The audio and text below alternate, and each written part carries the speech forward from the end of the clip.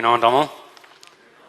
Ek dink ek kan ons 'n bietjie Afrikaans onthou, maar as daar 'n paar Engelse woorde tussenin kom, moet julle my asseblief verskoon, dit was 'n rukkie gewees. Maar dit is lekker om hier te wees. Dit is lekker om saam met julle hier te wees vanaand. En ek kan 'n paar gesigte herken.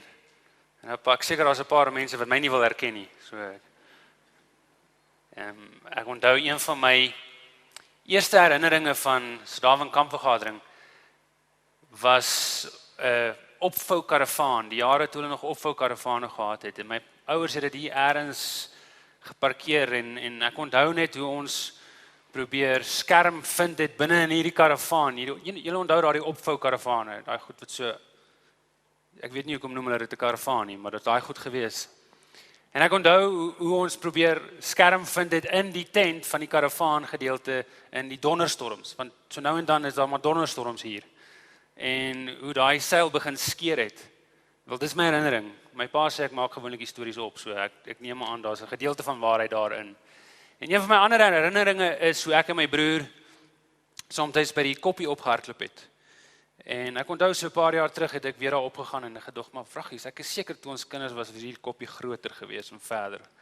En dit het ons langer gevat om op te gaan. En so nou en dan het ons ook geweet ons het opgegaan sonder permissie van my pa hulle. En as hy ons gevang het, dan was ons in die moeilikheid gewees. En daai tyd het ons nog pak slaag gekry. Maar my pa het vir my gesê ek is nog nooit te oud vir 'n pak slaan nie, so ek watch maar wat ek sê. Maar dit is goed om hier saam met julle te wees. Ons is in Engeland vir die afgelope 10 jaar. Vir die van julle wat my vrou ken, Lara, sy stuur haar groete. Hulle kon ongelukkig nie hierdie keer saam met ons wees nie. Ons het 2 jong dogtertjies. Ons het 'n 12-jarige meisie Leiken wat in Sunninghill in Johannesburg gebore was in 2005 en ons het 'n 8-jarige meisie wat in Engeland gebore was in 2009. Haar naam is Jamie. En dit is interessant as ons kom kuier in Suid-Afrika, dan voel Leiken asof sy terugkom huis toe. Maar as ons 'n weekie is, dan wil Jamie huis toe gaan.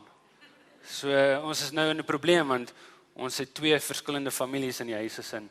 Maar dit is altyd lekker om te kom kuier, maar dit is altyd lekker om hier te wees. Dit is lekker om vir 'n slag of vir 'n bietjie in Afrikaans te aanbid. Daar is baie Suid-Afrikaners in Engeland wat daar in die Adventiste kerk is en dis so nou en dan lekker om op 'n Sabbat in ons gemeentes, die gemeente waar ek is, het ons 'n paar Suid-Afrikaners.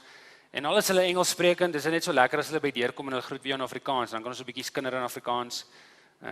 Dis nie baie respekvol teenoor die Engelse nie, maar ons gee ook nie om nie, so dis okay. Ons kuier maar lekker in Afrikaans en net nou die dag was ons by vriende gewees in die area van Newbold waar daar die Adventiste College is waar ons weer met 'n paar Afrikaners gaan kuier het. En daar is die neiging nou ons begin nou daaroor te praat, maar ons wil nie hard daaroor praat nie want ons is bang dit gaan waarheid word.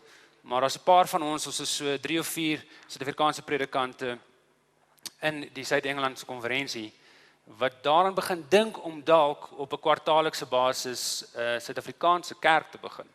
Want daar is soveel Suid-Afrikaners in die area waar ons is.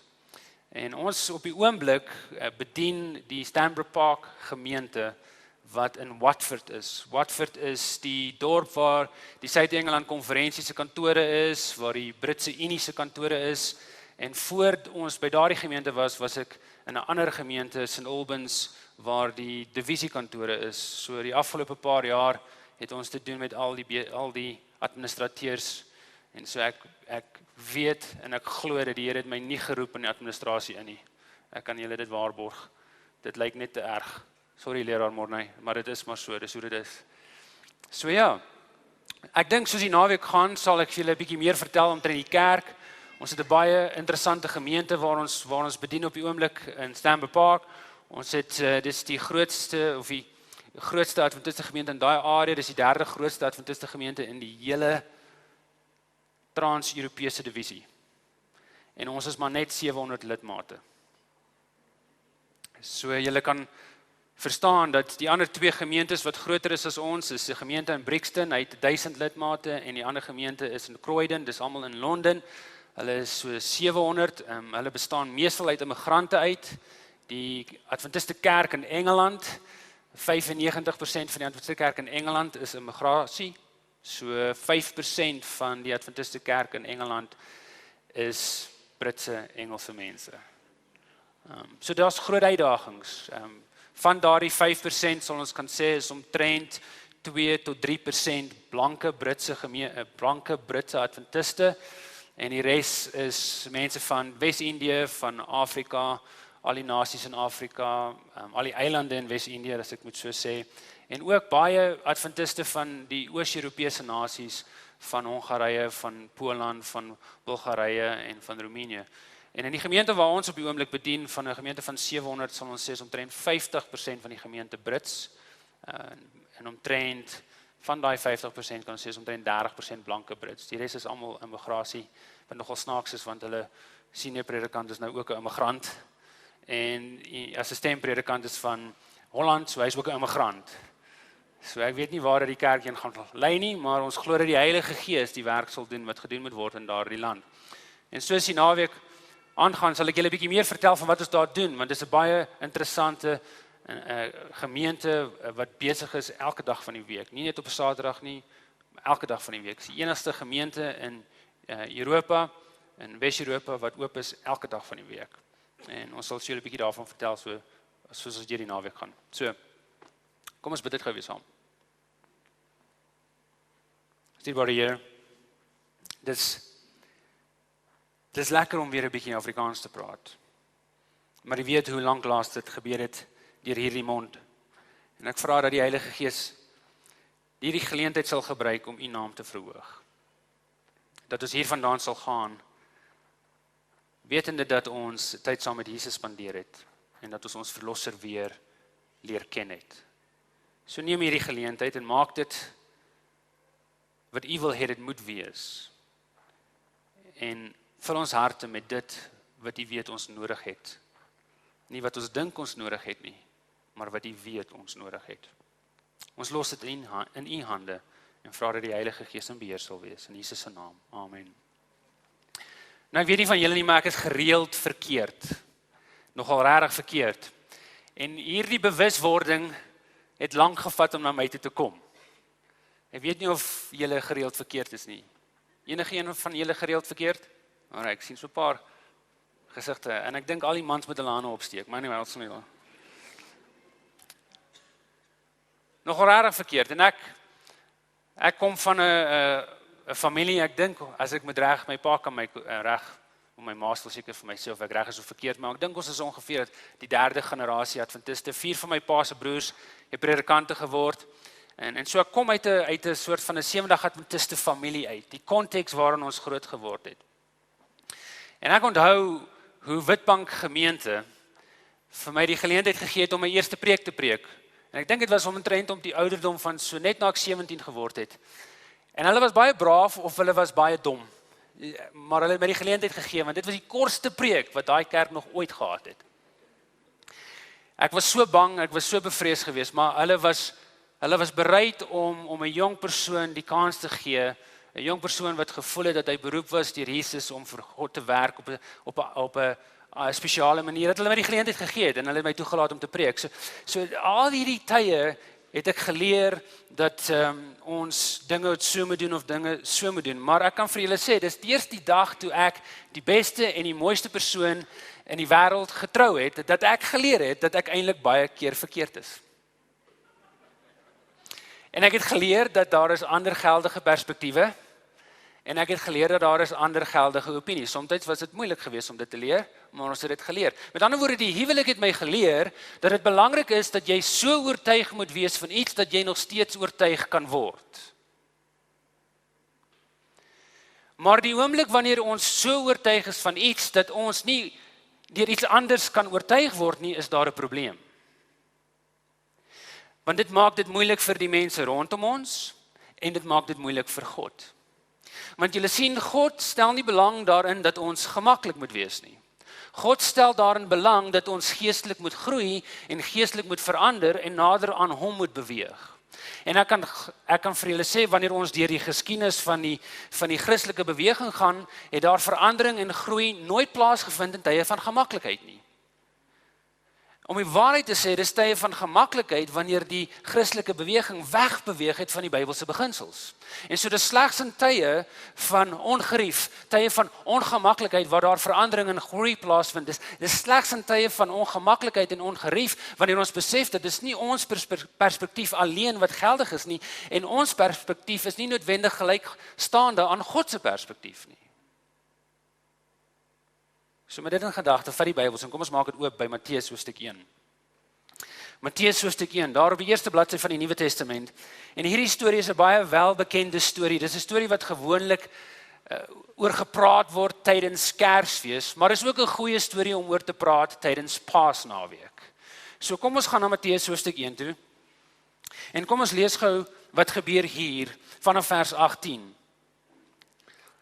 Die meeste van die tyd sal ek vir ons uit die ou vertaling uitlees en 1 of 2 keer sal ek oorskuif na die nuwe vertaling toe, maar ek sal vir u sê ons dit doen. So kom ons lees uit die ou vertaling uit en vir die van julle wat nie Bybels het of die goedjies op julle fone of iets kan kry nie, dis op die skerms.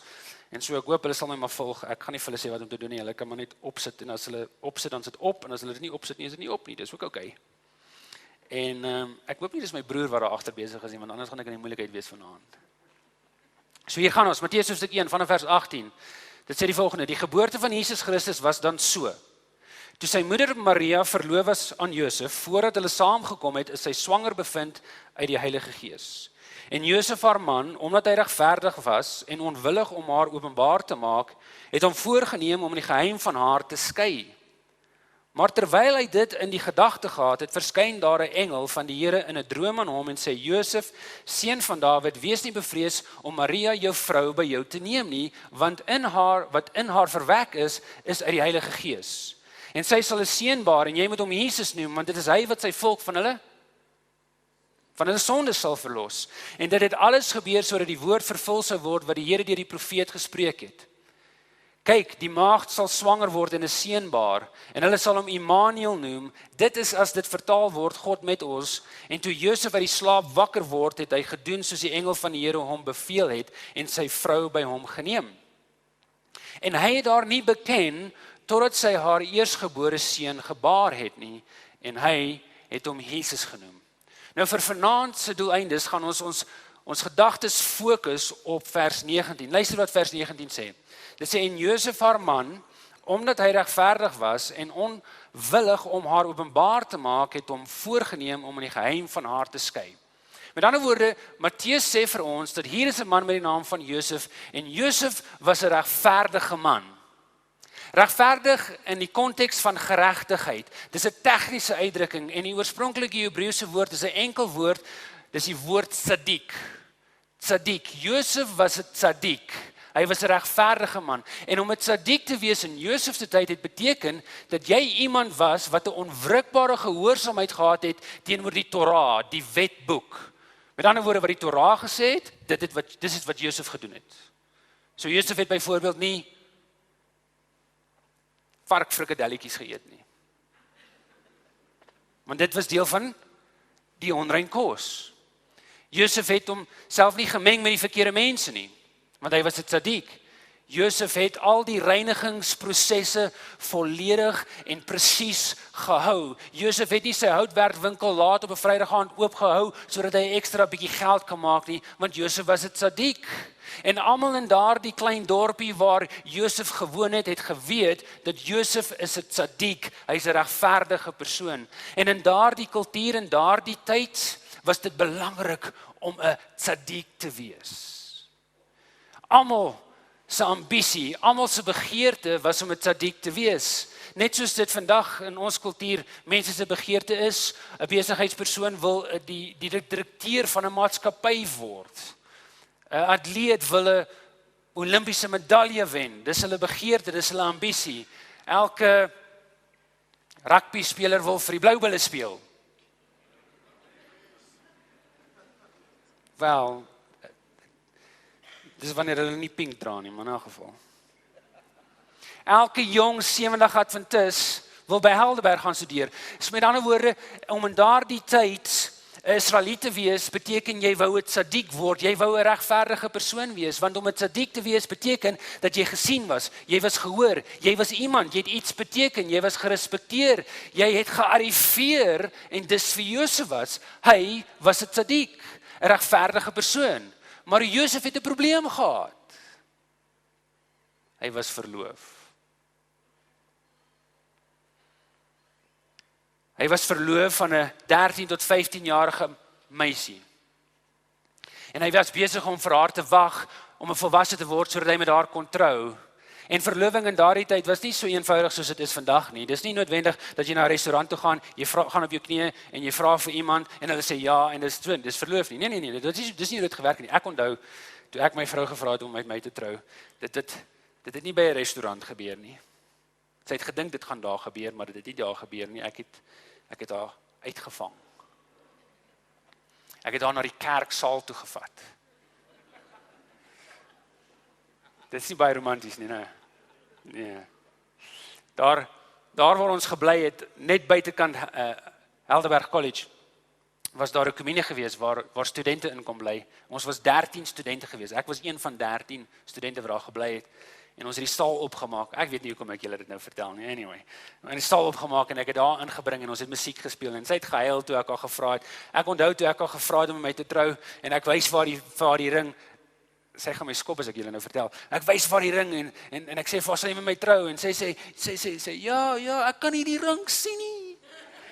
Sy het so gehuil, sy kon nie die ring sien nie. Gelukkig het sy gesê ek kan nie die diamant sien nie. Maar om verloof te raak in daardie tyd was nie so 'n eenvoudige proses nie. Ouers het voor die tyd gegaan en hulle het 'n kontrak geteken met mekaar en die enigste manier hoe jy daardie verloving kon breek was om deur 'n egskeiding te gaan. Dit was 'n publieke ding. Die hele gemeenskap was betrokke by dit gewees. Dit was 'n statusding gewees. En so Josef het 'n probleem, 'n groot probleem, want Josef is verloof en sy verloofde is verwagtend, maar hy's nie die pa nie. En in daardie klein dorpie waar almal mekaar se stories ken, is dit 'n onaanvaarbare probleem. Wat gaan Josef doen? Hy's 'n regverdige man, hy wil die regverdige ding doen, maar wat is die regverdige ding om te doen? Welbekende Engelse skrywer, Somerset Maugham, het eendag die volgende geskryf. Sy sê, ons kan dit op die skerm sit. Mense in 'n beskaafde gemeenskap se sterkste begeerte is om die goedkeuring van ander rondom hulle te ontvang. Mense in 'n beskaafde gemeenskap se sterkste begeerte is om die goedkeuring van ander rondom hulle te ontvang. Met ander woorde, ons instinktiewe neiging as 'n mensdom, as ons menswese is om dit wat ander goedkeur, dit wat die beaming van ander tot ons sal bring, na te soek, na te jaag. So hier is Josef, en wie weet, miskien hardloop hy na sy vriende toe, en hy sê vir ouens, Maria het verwagting geword, wat dink julle moet ek doen? Of miskien hardloop hy na sy maale toe en vra vir hulle, hoorie, Maria is verwagting, wat moet ek doen? En voor jy jou oë uitvee, weet die hele dorp daarvan. Maar ons weet volgens die teks dat dit is juist wat Josef nie gedoen het nie. Josef wou aan nie skande steek nie, Josef wou aan nie blootstel nie, hy wou aan nie verneder het nie. Maar hy wil die regverdige ding doen. En wie weet, as in elk geval na sy vriende toe gegaan het, sou hulle dalk vir hom gesê het, hey, jy's 'n tzaddik, jy's 'n regverdige persoon, doen wat die Bybel sê. Jy kan nie verkeerd gaan nie, hoeveel van julle het dit al gehoor? Ek kan vir julle sê, ek het dit al baie gehoor. Al wat jy hoef te doen is om te doen wat die Bybel sê, dit sal alles opklaar. OK. Kom ons kyk, wat sê die Bybel dan? Kom ons gaan na die Torah, die boek van Deuteronomium, en kom ons kyk, wat sy uitspraak vind ons in die boek van Deuteronomium, hoofstuk 22, oor wat moet gebeur met 'n verloofde meisie, wat seksueel ongetrou was teenoor haar verloofde. Deuteronomium hoofstuk 22, jammer, vanaf vers 20, en hou julle vingers by Matteus, ons gaan terug so toe, maar kom ons lees eens gou wat sê dit hier. Dit sê die volgende in vers 20 en 21, maar as hierdie woord waarheid is, die maagdom is aan die dogter nie gevind nie, dan moet hulle die dogter na die deur van haar vader se huis uitbring en die manne van haar stad moet haar stenig dat sy sterwe omdat sy 'n skandaad in Israel begaan het deur in die huis van haar vader te hoereer. So moet jy dan die kwaad uit jou midde uitroei. Nou dink net daaraan, as jou hele identiteit, jou hele aansien draai rondom die feit dat jy gehoorsaam is teenoor die Torah, dat jy doen wat die Torah sê, is jy in die moeilikheid, want dis wat die Bybel sê jy moet doen. Jy moet uitgaan en dan gaan stenig.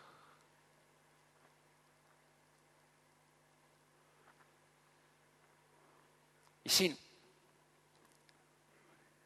as jy 'n goeie konkordansie het, kan jy amper enige teks in die Bybel vat, maar nie net in die Bybel nie, jy kan amper enige teks in die Koran vat, en jy kan amper enige aksie regverdig. En hier is Josef. Hy's 'n goeie man. Hy's 'n tzaddik, hy's 'n regverdige persoon. Hy wil die regte ding doen. Hy wil doen wat die Torah sê, maar let op dat Josef bereik 'n standpunt, hy bereik 'n punt wat merkwaardig was vir sy tyd en sy samelewing. Hy's lief vir sy Bybel, hy ken sy Bybel, maar wanneer hy sy Bybel lees hy dit deur 'n spesifieke lens.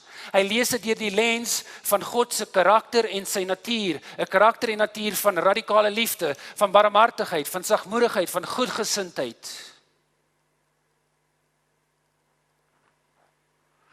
En so wanneer hy sy Torah lees, kom hy tot die gevolgtrekking, ek gaan haar nie kwaad aan doen nie, ek gaan haar nie blootstel nie, ek gaan haar nie in die skande steek nie, ek gaan haar nie verneder nie, ek gaan nie toelaat dat haar waarde gaan verloor en die bespotting van die dorp gaan word nie. Inteendeel, ek gaan my eie belange wegstoot en ek gaan haar belange bo myne plaas, ek gaan barmhartig wees.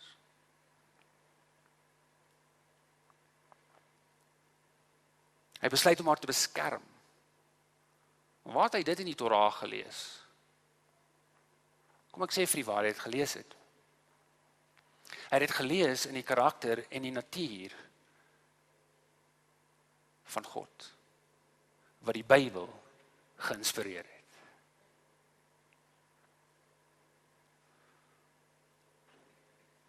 Nou dink net hieraan.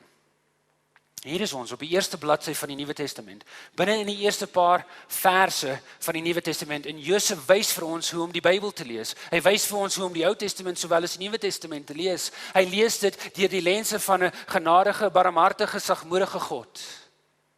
Hy lees dit deur die lense van 'n radikale, liefdevolle God. Met ander woorde, dit beteken dat wanneer ons Bybel lees en ons voel bemagtig om ander te verneder, ander te bespot, ander sleg te sê, wanneer ons Bybel lees en dit laat ons voel asof ons beter is as ander, dan lees ons dit deur die verkeerde lens. Ek weet nie van nie, maar ek is baie trots daarom om 'n Sewendag Adventist te wees. Soms in Engeland is dit nogal moeilik om een te wees, maar ek is baie trots daarop. En ek is trots op ons mantra, die Bybel en die Bybel alleen. Dis fantasties, want wanneer ons die geleentheid het om met ander mense te gesels, en ek het die geleentheid om gereeld met ander denominasie leiers te praat, daar in Watford waar ons is, ons is deel van die bestuursliggaam in Watford, wat alle Christelike aksies in Watford beheer, en ek het die geleentheid om met hulle te praat oor die Sabbat, ek het die geleentheid om met hulle te praat oor die toestand van die dode, maar geliefdes, wanneer ons oor daardie goed gesels, wanneer ons daardie goed lees, wanneer ons glo in die Bybel en die Bybel alleen, dis alles goed en wel, as ons die Bybel deur die lens van God se karakter lees. En so hier is Josef. Sy hele identiteit, as 'n tzaddik, as 'n regverdige persoon is op die spel, as die mense in die dorp moet hoor wat gebeur, sou die ander tzaddik om daaraan herinner het aan wat hy moet doen. Hulle sou hom daaraan herinner het om te doen wat die Bybel sê. En dis hier waar die verhaal 'n aardige afdraaipad vat. Julle sien in vers 19 het ons gelees, omdat hy regverdig was en onwillig om haar openbaar te maak, het hom voorgenem om in die geheim van haar te skei. Dis wat vers 19 vir ons sê. Maar meeste Nuwe Testamentiese teoloë sê dat hierdie vers is verkeerd vertaal. dat 'n beter vertaling sou eerder gelees het in die volgende is, as ons dit op die skerm sit, ten spyte van die feit dat hy 'n regverdige persoon is, ten spyte van die feit dat hy 'n tzaddik is, wil hy haar nie in die skande bring nie. So ons sien dat daar is 'n spanning hierso. Daar is 'n geweldige spanning. Die godsdienstige stelsel waarin Josef groot geword het vereis dat mense soos Maria blootgestel moes word. Sondaars moes uitgesonder en uitgestoot word. En enige tzaddik sou vir hom daaraan herinner het, enige ander tzaddik sou nie gehuiwer het nie, maar Josef huiwer. Hy huiwer. Hy wil nie daar die woorde uiter wat daar in die moeilikheid gaan bring nie. En so hy besluit om nie publiek te gaan nie. Hy besluit om in die geheim haar dowry vir haar terug te gee. Haar verlovingssertifikaat terug te gee. Miskien op daardie manier, op daardie geheime manier, kan hy 'n bietjie van haar identiteit, van haar waarde behou. Maar geliefdes, dit sou in elk geval uitgekom het as hy dit gedoen het. En miskien op daardie manier kan hy sy eie tzadikheid, hy kan sy eie regverdigheid, sy eie status in daardie gemeenskap behou. En dan sien ons die volgende, vers 20.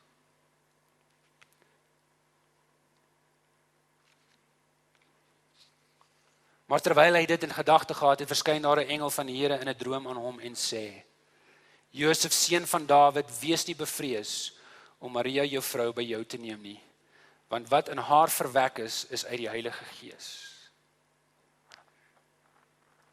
Ek wonder,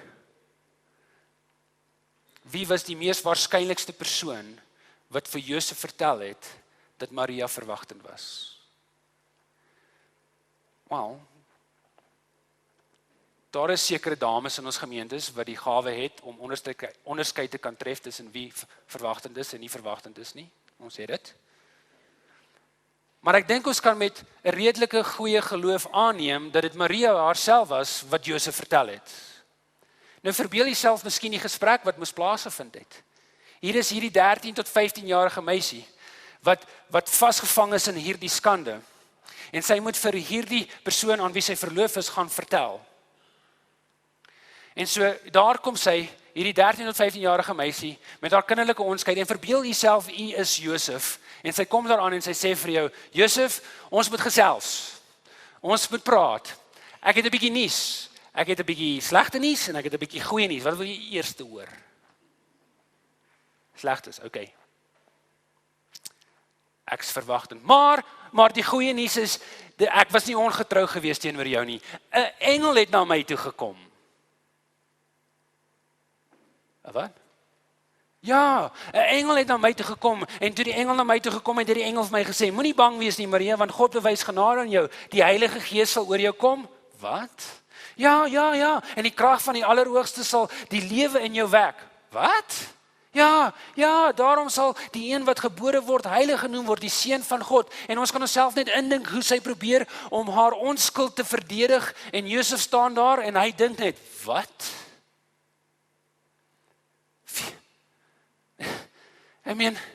Wie van my vriende dink jy gaan daai storie glo? Hulle mag dalk vir my sê, hoor hier, sy is jonk, sy is mooi, maar kom aan, Josef, 'n engel aan 'n 13-jarige meisie in 'n klein dorpie tussen niks en nêrens, ver van Jerusalem en Rome af, 'n engel, kom aan, Josef, ons het al beter stories as dit gehoor.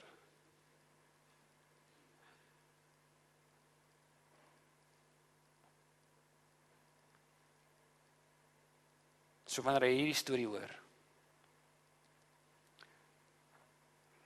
besluit hy om dit in die geheim te doen. En die engel kom na hom toe en luister wat dit sê in vers 20. Josef, seun van Dawid, wat? Wees nie wat? Wees nie bevrees nie. Maar waar kom hierdie vrees skielik vandaan? Waar pas hierdie vrees in die prentjie?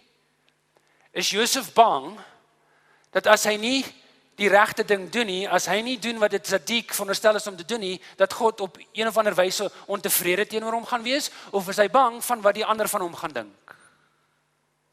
Jy sien geliefdes, hierdie is 'n vrees waarmee ons almal sukkel. Hierdie is 'n diepe vrees wat ons nie wil erken nie, en soms is ons te blind om dit te erken. En so hier is Josef, en hy's bang dat hy hierdie status wat hy 'n hele lewe lank aan gewerk het, dat hy dit gaan verloor. Miskien begin daardie gedagtes rondom hom te swel, dat as hy getrou gaan wees teenoor hierdie dame, as hy getrou gaan wees teenoor haar en haar seun, gaan die ander Sadikiem ophou om hom uit te nooi na hulle huise toe. Hulle gaan miskien hulle besigheid van hom onttrek en hy gaan finansiëel sukkel. En as hy getrou gaan wees aan hierdie meisie, gaan hy definitief sosiaal verstoot word. So om getrou te wees aan Maria en aan haar seentjie Jesus beteken sosiale en godsdienstige selfmoord.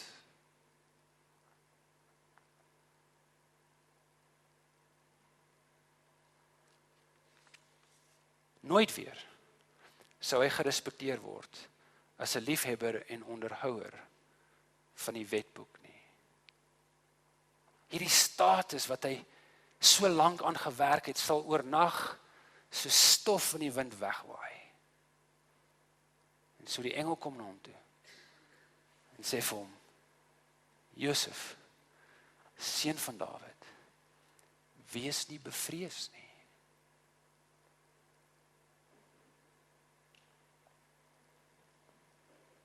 Dink net hier. Hier is jy's Josef. Hierdie meisie kom en sy laat val hierdie bom op jou skoot. Selfs in vandag se terme sal dit skokkende nuus wees vir ouers. Kan jy dink wat se tipe nuus dit moes wees vir Josef en in daardie gemeenskap? Kan jy jouself indink hoe kwaad hy moes net nie wees vir Maria? En miskien was hy nie net kwaad vir Maria nie, maar miskien was hy hartveer vir homself, dat hy homself nou in hierdie situasie vind. En hy was bang, die Bybel sê hy's bang vir die toekoms, want nou is die toekoms nie meer duidelik nie, hy weet nie wat lê voor nie. Nou ek weet nie van u nie, maar wanneer jy kwaad is, wanneer jy bang is, en wanneer jy hartseer is, alles op dieselfde tyd, maak ons nie gewoonlik goeie besluite nie. En hier is Josef, en hy vind homself in hierdie situasie, 'n situasie wat hy homself nie ingeplaas het nie, en hy maak 'n besluit om barmhartig te wees.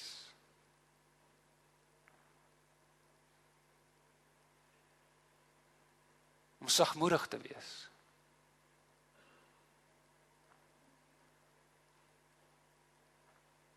Wat was die gevolg daarvan? Kom ons kyk gou-gou. Markus hoofstuk 6. Dis 30 jaar later. Markus hoofstuk 6. Jesus is terug in Nasaret. Sy reputasie het hom vooruit gegaan. Die murmurering dat hier is 'n ou wat klem lê daarop dat hy mense gesond maak in die naam van God. Hy is 'n tzaddik.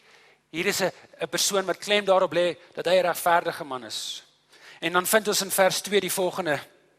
Dis ongeveer 30 jaar later. En toe dit Sabbat geword het, begin hy in die sinagoge te leer, en baie wat hom gehoor het, was verslae en sê: waar kry hy hierdie dinge vandaan?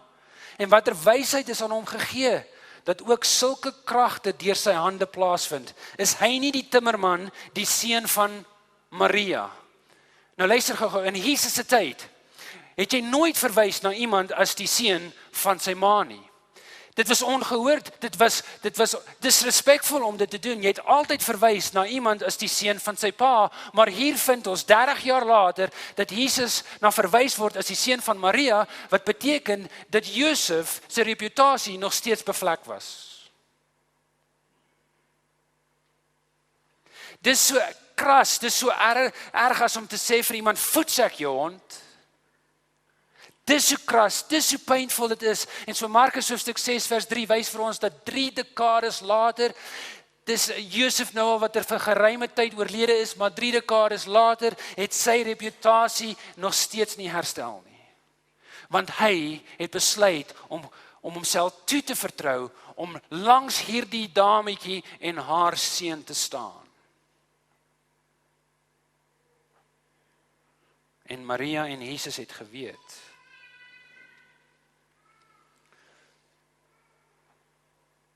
Waarom Josef dit gedoen het.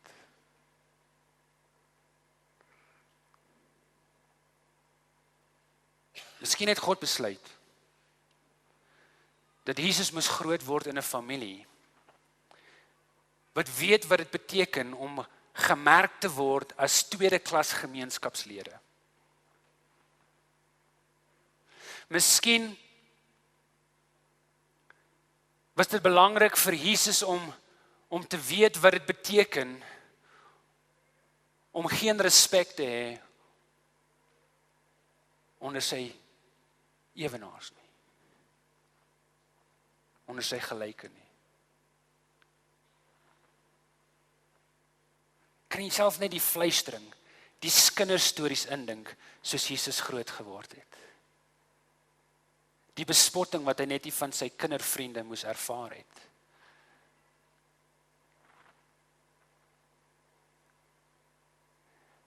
En miskien is dit waarom Jesus so 'n groot hart het vir mense wat geen respek van die gemeenskap het nie. Miskien is dit die rede waarom Jesus so 'n groot hart het vir vrouens wat 'n lopende skande was, want hier was sy ma, 'n jong meisie vasgevang in 'n skande terwyl ander tzadikim haar wou gestenig het. En hier wys sy aardse pa vir hom wat ware radikale liefde is en hoe dit lyk. Vat die Bybels gou. Kom ons blaai gou na Johannes hoofstuk 8 toe. Ons tyd's amper om. Dis die storie van die vrou wat gevang was in egbreek. En hoe die ander tzadikim, daardie regverdiges, haar daarna Jesus toe gesleep het en haar daar voor Jesus se voete kom neerlê, daar in Johannes hoofstuk 8. Dis nou al 'n paar jaar later, 30 jaar later, sy pa is al vir 'n geruime tyd, sy aardse pa is vir 'n geruime tyd oorlede, en daar is Jesus, hy staan daar, en hier is hierdie vrou voor hom, wat in egbreek gevange betrap is.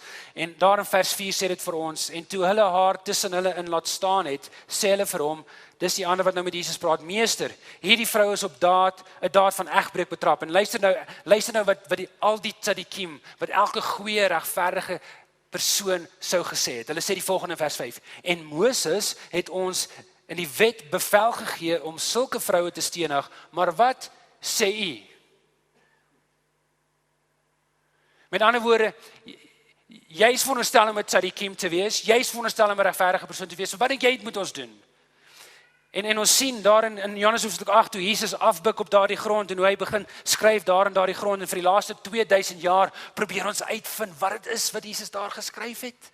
En teoloë het al hierdie teorieë, miskien het Jesus die 10 gebooie daar neergeskryf, of miskien het Jesus dalk die sondes van die mense wat daar rondom haar gestaan het begin neerskryf, en dis waarom hulle een vir een begin wegstap het. Of miskien het Jesus maar net daar gestaan en gedink, wag 'n bietjie. As ek sê julle kan haar stenig, is ek in die moeilikheid by die Romeine. En as ek vir julle sê, moet haar nie stenig nie, wees haar barmhartig, wees haar goedgesind, dan is ek in die moeilikheid by julle, want dan gaan julle my oordeel en sê dat ek nie die Torah ernstig opneem nie. Of miskien het Jesus daar gestaan en hy het 'n 13 tot 15-jarige oue meisie onthou. Wat vasgevang was in 'n skande. En hoe 'n jong tzadik, 'n Josef, besluit het om alles op te gee. Om 'n onmeetbare, lewenslange opoffering te maak. Om hierdie meisie, om by haar sy te staan. En so Jesus besluit toe om te doen wat sy pa gedoen het. In vers 7 sê dit die volgende van Johannes 8, maar toe hulle aanhou om hom te vra, het hy hom opgerig en vir hulle gesê, laat die een van julle wat sonder sonde is, die eerste 'n klip op haar gooi. En dit het nie lank gevat nie, en Jesus staan daar alleen saam met hierdie dame, Hy staan daar alleen as gevolg van sy radikale liefde teenoor haar, terwyl die ander gereed was om haar te stenig. En al wat ons kan sê, is die appel val nie ver van die boom af nie. Soos Vader, soos Seun.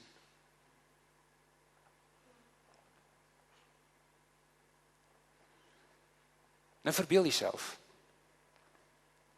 Verbeel jouself of jy nou in Springs, Boksburg is, of jy in Pretoria of Johannesburg is, en of jy nou in Middelburg of Witbank is, en of jy nou in Tzaneen, Hoesspruit, maak nie saak waar jy vandaan kom nie.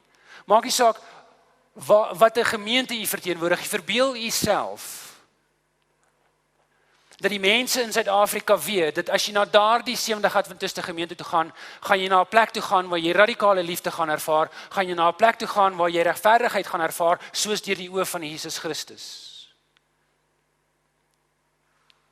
Wat sal gebeur wanneer dit nie saak maak of jy 'n boemelaar of 'n besigheidsdirekteur is nie, maak nie saak wat jou klere is nie, maak nie saak wat se klere jy dra nie. Wat sal gebeur as die nuus uitgaan oor die hele Suid-Afrika, as die nuus uitgaan na alle ateïste, na alle dwelmverslaafdes, na alle alkoholiste, na alle die wat geskei is, as dit uitgaan na almal wat soekend is, dat daar is 'n groep mense, hulle noem hulle self Sevende Adventiste, en by daardie plek sal jy radikale liefde ervaar.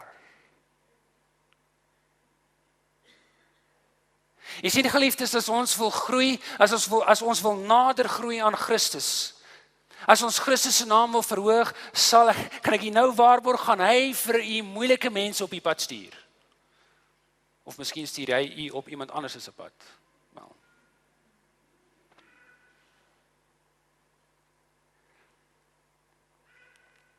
Wanneer hierdie naweek verby is, kan ek u waarborg, as u wil groei, as u nader aan Christus wil beweeg, as u Jesus se naam wil verhoog, gaan Christus mense op die pad stuur wat moeilik gaan wees, of dit by u werk is, of dit by die kerk is, ons vind hulle baie daar, of dit by die huis is, of dit by die familie is, of dit by die vreemdeling is, maar u gaan moeilike mense teekom, want Christus wil u geestelik en emosioneel versterk. En u kan een van twee keuses maak. U kan of besluit om u hande te vou en u lippe te byt en die mense te blameer en hulle want hulle voldoen nie aan ons standaarde nie.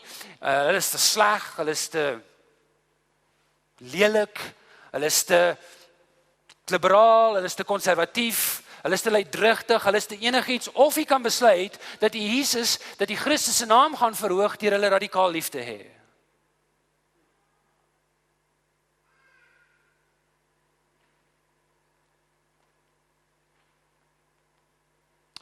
Die Amerikaanse skrywer Anne Lamott het eendag die volgende geskryf. Sy sê: jy kan met veiligheid aanneem dat jy God in jou eie beeld gemaak het, as dit uitdraai dat God al dieselfde mense haat as jy.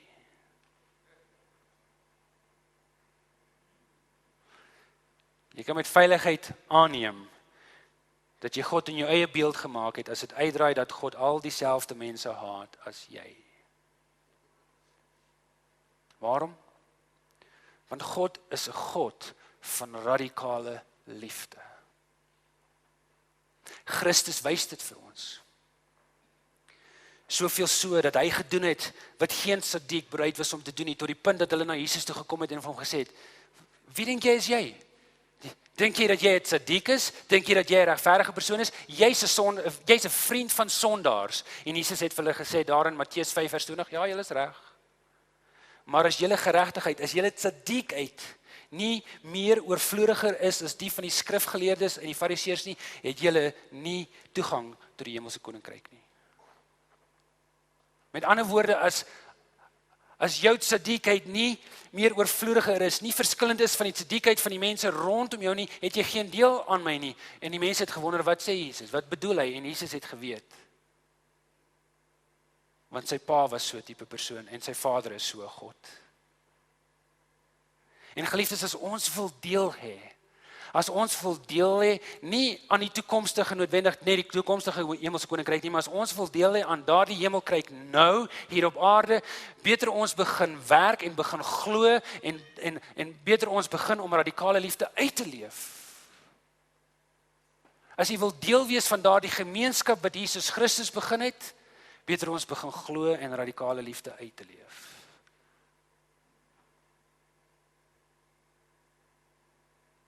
So, hoe verhoog ons Jesus Christus? Soos ek julle lief gehad het, moet julle ook mekaar lief hê.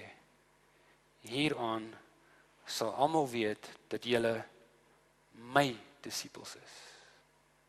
As julle liefde onder mekaar het. Mag die Here ons seën.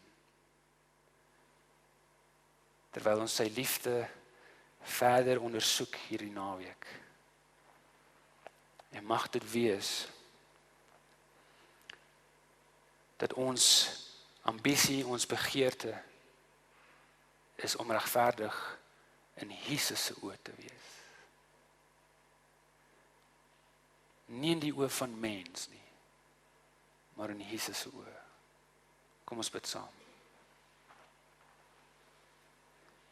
Dierbare Here, ons is hier saam met U hierdie naweek. Ons het besluit om die lewe daar te los van waar ons kom, om hier saam te wees, saam met ander wat U naam wil verhoog, saam met ander wat hierdie tyd, hierdie intieme tyd saam met U wil spandeer. En mag dit wees dat wanneer U met ons praat, dat ons sal luister. Mag dit wees dat wanneer ons U stem hoor in ons hart hierdie naweek, dit maak nie saak waar dit aan ons lewe vat nie, maar Here, vat dit en maak met dit wat U begeer om vir ons te doen. Ons los dit in U hande. Ons plaas ons eie swakheid voor U voete. Ons plaas ons neiging om ander se goedkeuring, ander se beaming na te jaag voor U voete. Ons plaas voor U voete ons neiging om onsself te verhoog ten spyte van ander om ons.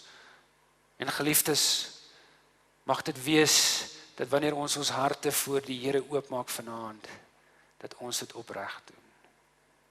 Here, U ken ons. U ken elke spasie, U ken elke hoek, U ken elke donker gedeelte van ons harte.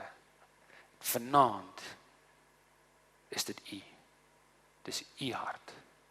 Dis U spasie. Dis U donker wat U kan lig maak. En dis U hoek.